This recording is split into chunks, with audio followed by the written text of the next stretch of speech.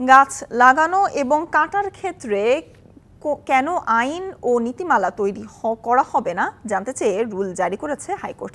বিচারপতি নাইমা হায়দারের নেতৃত্বাধীন হাইকোর্টের দ্বৈত বেঞ্চ আজ এই রুল জারি করে। একই সাথে তাপপ্রবাহ নিয়ন্ত্রণে কর্তৃপক্ষের নিষ্ক্রিয়তা কেন অবৈধ ঘোষণা করা হবে না তাও জানতে চাওয়া হয়েছে রুলে। অন্যদিকে পৃথক আরেকটি রিটে তাপপ্রবাহ নিয়ন্ত্রণে আলাদা একটি কমিটি কেন গঠন করা হবে না জানতে চেয়ে রুল জারি করা হয়েছে। দুটি রিটে বলা হয়, ঢাকা শহরে স্বাস্থ্যকর জীবনযাপনের জন্য প্রয়োজনীয় গাছের পরিমাণ দিন দিন কমে যাচ্ছে এবং সম্প্রতি তাপমাত্রা বৃদ্ধি মানুষের জীবনযাত্রাকে আরও দুর্বিষহ করে তুলেছে।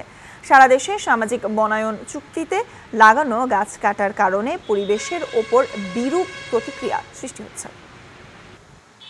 2023 সালে তারা প্রায় 10,000 গাছ কেটেছে। তার পরিপ্রেক্ষিতে ওখানে কোনো গাছ লাগানো হয় নাই।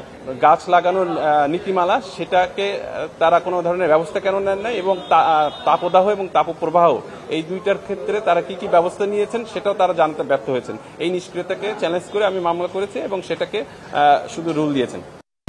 1, 2, 3 ঢাকায় জমি জিতে নিন 100% ক্যাশব্যাক সহ 20 কোটি টাকার পুরস্কার।